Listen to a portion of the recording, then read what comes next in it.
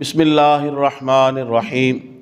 بخاری شریف کی حدیث نمبر 352۔ حضرت ابن منقدر بیان کرتے ہیں کہ حضرت جابر رضی اللہ تعالی عنہ نے تہمت پہنے ہوئے نماز پڑھی، جس کی گرہ انہوں نے اپنی گدی کی طرف لگائی ہوئی تھی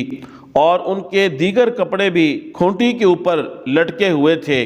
کسی کہنے والے نے ان سے کہا کہ آپ ایک تہمت پہنے ہوئے نماز پڑھ رہے ہیں۔ حضرت جابر بن عبداللہ رضی اللہ تعالیٰ عنہ نے فرمایا، صرف میں اس لیے کر رہا ہوں تاکہ تم جیسا احمق دیکھ لے کہ نبی صلی اللہ علیہ وسلم کے عہد میں ہم میں سے کس کے پاس دو کپڑے ہوتے تھے۔ خواتین حضرات، اس حدیث شریف کے اندر ابن منقدر نے حضرت جابر بن عبداللہ رضی اللہ تعالیٰ عنہ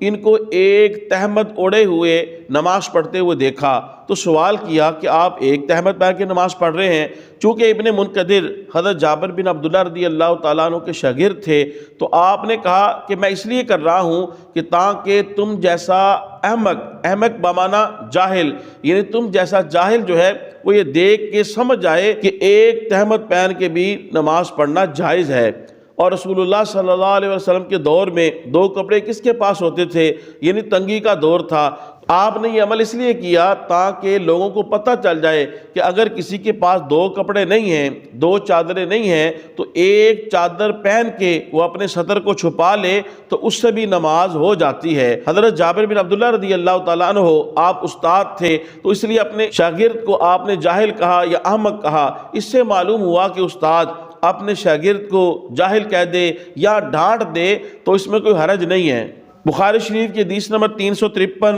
354، 355، 356، 358، 359 اور 360 ان تمام احادیث کا ایک ہی مفہوم ہے، اور ان کے اندر یہ چیزیں بیان کی گئی ہیں کہ ایک چادر پہن کے نماز پڑھ سکتے ہیں، اور یہ بھی بیان کیا گیا اس چادر کو اس طرح پہننا ہے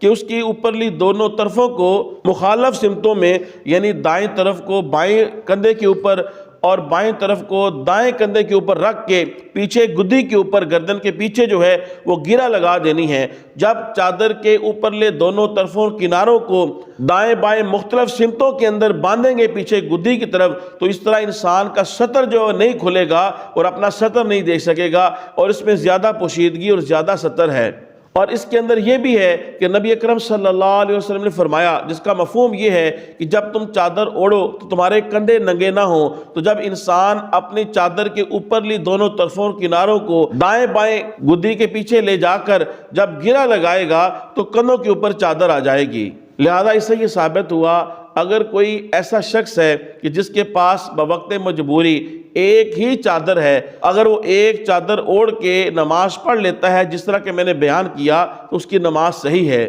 لیکن آج کل الحمدللہ اللہ تعالیٰ نے وسعتیں دی ہیں، اس لیے اللہ تعالیٰ کی بارگاہ میں جب حاضر ہوں تو بہترین لباس پہن کے حاضر ہونا چاہیے، جیسا کہ اللہ پاک نے قرآن حکیم کے اندر ارشاد فرمایا، خُذُوا زِینَتَکُمْ عِنْدَ کُلِّ مَسَاجِد۔ اس کا مفہوم یہ ہے کہ جب تم نماز کے لیے حاضر ہو، مسجد میں جاؤ، تو اپنا لباس جو تمہارے سطر کو ڈھانپ لے وہ پہن لو۔ اور اس سے مراد علماء نے یہ بھی بیان کیا کہ بوقت نماز سطر کو ڈھانپنے کے ساتھ ساتھ زینت کو اختیار کرو، یعنی بہترین لباس اور سر کو ڈھانپ کے اللہ کی بارگاہ میں حاضر ہو۔ ایسے لباس کے ساتھ اللہ کی بارگاہ میں حاضر ہو نماز پڑھیں کہ اس لباس کے ساتھ، اس ٹوپی کے ساتھ یا جس کے ساتھ آپ نے سر کو ڈھانپا ہوا ہے، اسی لباس اور حیت میں آپ کسی کے گھر مہمان بھی جا سکیں یا کسی اور افسر کے سامنے آپ جا سکیں۔ اللہ تبارک و تعالیٰ تمام بادشاہوں سے سب سے بڑا بادشاہ حقیقی ہے، لہذا اس کی بارگاہ میں ہم جب حاضر ہوں نماز کی صورت میں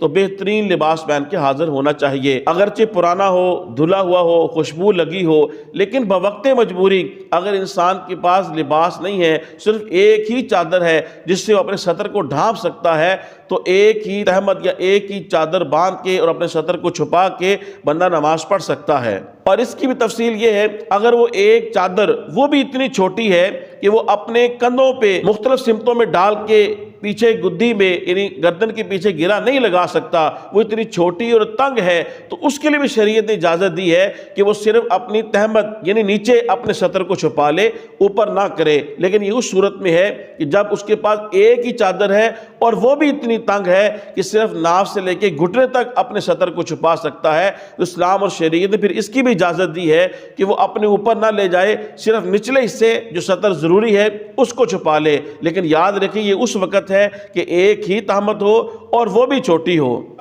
اس سے یہ بھی بات سمجھ میں آتی ہے کہ جب اللہ تعالیٰ نے اتنی آسانیاں دی ہیں، آج اس جدید دور میں اگر کوئی جیسے پاکستان کے اندر یا ہندوستان کے اندر اگر کوئی شلوار قمیض نہیں پہنتا، اگر کھلی ڈلی اگر کوئی پینٹ شرٹ پہن کے آ جاتا ہے، مسجد کے بزرگوں کو یا دیگر احباب کو اسے منع نہیں کرنا چاہیے۔ اگر اس لباس سے اس کا سطر ڈھپا ہوا ہے اور کھلا لباس ہے تو اس کے اندر بلا کراہت نماز ہو جاتی ہے۔ بعض بزرگوں کے ذہن میں آتا ہے کہ اس نے پینٹ پہنی ہوئی ہے یا اس نے اگر شرٹ پہنی ہے تو شرٹ کے بازو جو ہیں وہ کلائیوں سے اوپر تک ہیں، یعنی فولڈ نہیں کیے ہوئے ہیں، تو بلا کراہت اس میں نماز ہو جاتی ہے۔ ان نوجوانوں کو مسجد سے دور نہیں کرنا چاہیے یا ان کو برا بھلا نہیں کہنا چاہیے۔ اس کے اعضاء جو ہیں وہ بالکل چپکے ہوئے اس طرح نظر نہیں آتے تو بلا کراہت اس کے اندر نماز ہو جاتی ہے۔ محترم خواتین و حضرات، تبلیغ دین کی نیت سے حدیث شریف کے اس درس کو زیادہ سے زیادہ لوگوں تک پہنچانے کے لیے میری اس ویڈیو کو شیئر کریں۔ اللہ پاک آپ کو جزائے خیر دے۔ السلام علیکم ورحمۃ اللہ وبرکاتہ۔